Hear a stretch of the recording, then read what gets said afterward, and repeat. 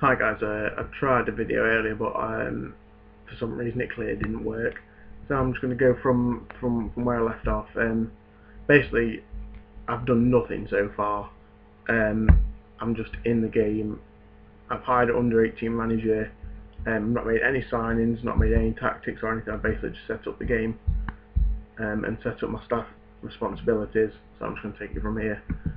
I'm going to play the tactic that Derby play in real life. So I'm going to play with a defensive midfielder, two midfielders, two inside forwards, and then a poacher or advanced forward depending on who I play there. At the minute, the team have quite little understanding of the formation. Obviously, that'll come with time. But I'm going to develop the tactic that you see on screen here. It's quite a basic tactic to be honest, but it seems to be the most effective. So I'm going to go with control as a mentality. This basically means, well, if I highlight it here, it will tell you. It basically means that you get obviously a lot more control over the ball, and it suits the players that are in this Derby team on Football Manager and also in real life. But whether I go with fluid or balanced, I normally go with one of those two. If you go with rigid, you tend to become very very one-dimensional team. I'm going to go balanced for the minute and see what happens. I'm going to play it as I'm going to go more direct passing, I think, because with the forwards that we've got in their team, it'll probably be either Chris Martin or Connor Salmon that I play up for, and they're both pretty big guys, so they can hold the ball up and play out of defence. Because obviously I'll have George Thorne sat in front of my back four, and he's very good on the ball, so that's not going to be a problem. I'm going to go float crossers because the forwards that I'm going to play are going to be the forwards that are going to hang around in the 6-yard box. So a float cross will give them more time to adjust their feet and adjust their body. I'm going to just go run at defence because that's one that I always play, to be honest. I'm not going to go look for overlap, I don't think, because the fullbacks that I've got on my team are quite defensive, so I don't want them marauding forward. So I'm going to play narrower, I think, because the wingers that I'm going to play are actually forwards, so I want them coming inside and shooting more, so I don't want them hugging the touchline as much. I'm going to go stick to positions because I don't want players roaming. I want to settle quite tight, to be honest. I want to be hard to beat, and then I'm going to go. Despite the fact I'm going to go stick to positions, I think I'm going to go be more expressive, because the players that I've got in my team, such as Will Hughes, Johnny Russell, and Jeff Hendrick, are players that pose quite a lot of flair. So I'm going to go and let them do the thing. In terms of defending, I just tend to let them get on with it. Sometimes I go hassle opponents, but I don't want my defence pushing up, to be honest. So I'm going to leave that as standard. I'm going to go and get stuck in, and that'll be it for that for now. I'm going to just go straight ahead and pick the team. Obviously, I'm going to go Lee Grant in goal. He's easily the best goalkeeper I've got in my squad. Obviously, I'd imagine he'll do a job, but he's a 2.5-star player, whereas Lee Grant is 3.5. It's quite a lot of difference. Yeah, if you look at his goalkeeping attributes, he's got good reflexes, good kicking. Didn't mean to do that. Clearly did not mean to do that. He's not the best in terms of communication or in terms of punching by the looks of things, as in real life. But his positioning's good. Anticipation's pretty good. He's definitely the best option I've got, so I'm going to go with him in goal. At right back, I'm not 100% sure yet. For the time being, I'm just going to put Andre Wisdom there because he's a lot better. In my opinion, he's a lot better as a right back than a centre back.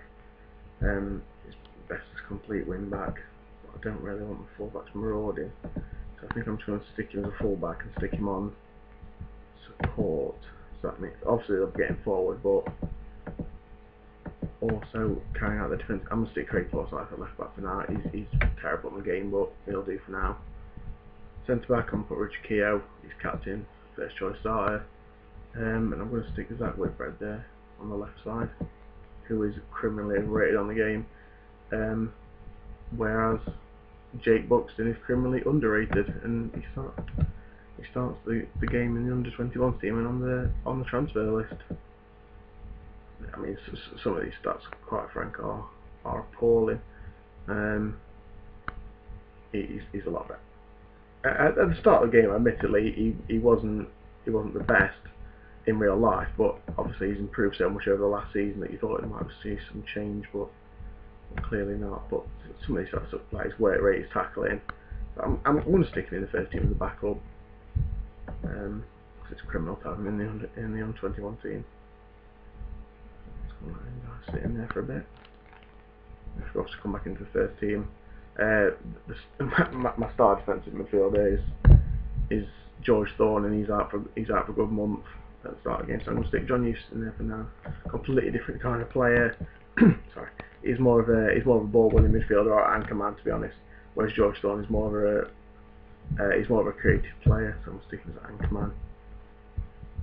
It also gives a bit of stability in midfield that you need. Now I think now comes the most important decision. Your two centre midfielders, because you can either go with Craig. To be honest, I always tend to go with Craig Bryson because he offers more of a ball-winning midfielder kind of vibe, which is what I tend to go for. I tend to have one creative midfielder and one break-up player in midfield. It's criminal not to play Will Hughes on the game. In real life, Jeff Hendrick sometimes tends to get the nod, because he's more of a worker than Will Hughes, but Will Hughes is so good on the game that it's criminal to leave him out. So I'm going to stick him as an advanced playmaker with support, just so he's not rampaging forward and leaving massive holes in midfield. On the left, in fact, I'm going to stick Johnny Russell on the right and stick him as inside forward. He's another player that's criminally underrated on the game. And again, he's down as a striker, but over the past season for Derby, he's tended to be more of a winger. But he says he can become a good Premier League striker, but to be honest, I tend to stick him on the wing and train him up there. Because his attributes are more prone to being a winger. If you look at things like pace and acceleration, whereas his striker attributes aren't that great, to be honest. Where are they? Yeah, his finishing like 13, it's not that good. Heading 15 is quite good to say he's only 5'10", but his jumping reach is only 10, so that does hinder him slightly. So I'm sticking him on the right wing. Left wing, I'm going to go with Jamie Ward for now, but I'm hoping to sell him. He's very overrated on the game. Up front for now, I'm going to stick Connor Salmon because he is an absolute beast of a player on Football Manager, and in real life he's absolute dross, to be honest.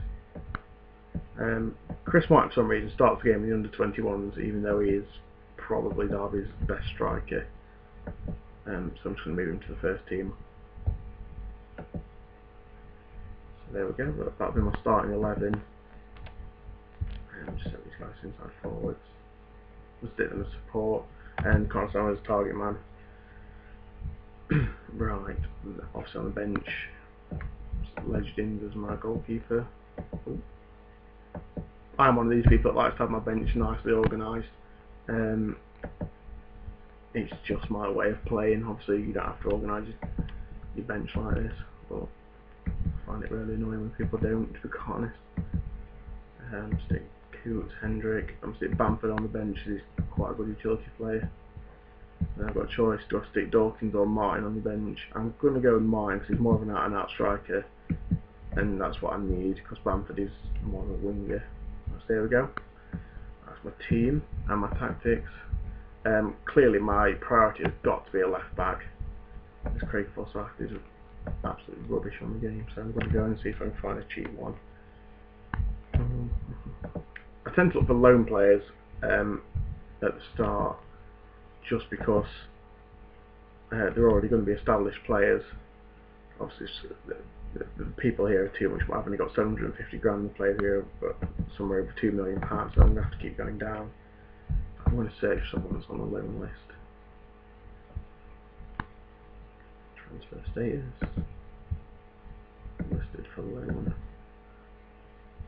Yeah, so if we look at some of the players here, they're either players that are at Championship or League One teams and can't and not cutting the mustard such as Kobe, or you've got players like Potts, Smith, Garbett, who are younger Premier League players looking to find some game time. I've never actually signed this guy before, so I'm not sure what he's like. He's wanted by a lot of League 2 and League 1 teams. For some reason my team are in there, but I haven't obviously not shown any interest. I'm going to scout him and see what he's like. He might be worth a punt at left back. I know what Potts is all about. I think again he's normally a League 1, League 2 player, yeah. But he'll do a job in the Championship, don't get me wrong. You won't want to keep him there for the whole season though. Right, yes, that's my team for now. I'll go back to my home screen and I'll continue the game.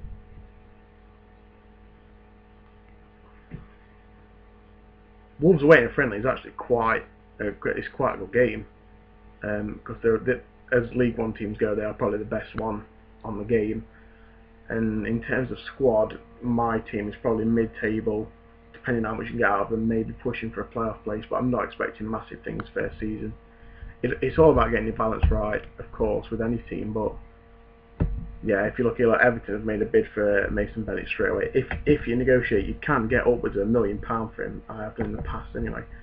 I'm going to stick my asking fee as 1.3 million. I'll just keep, obviously I'm not going to give that straight away, so I'll just keep negotiating them down. But I want at least £1 million for him. He is a good prospect, but I could do with strengthening other areas at the time, for the time being. I'm just going to negotiate that £1.1 million.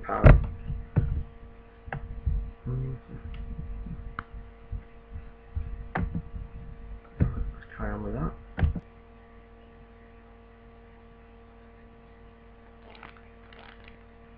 Yeah, my laptop's not the greatest, so sometimes my football manager will not respond. It's quite annoying, to be honest. I'm saving up as we go for an upgrade. I think for now I'm going to leave this. Well, as we see here, I've let my assistant manager do my under-21 match at Dawkins and Bamford with the goals. I think Dawkins is another hit and miss player. If you play him in the number 10 role, he can be an exceptional player, but he's down as a winger on the game, which is quite annoying. Same with Bamford, really. On paper he looks really good, but his goal record in previous games that I've done has not been great. But he's managed to bag the winner there, so can't be wrong. Here's my confirmation member, team manager, and I'm going to leave it there for now because I've done my tactics. So I'll call that a day, guys. Thank you.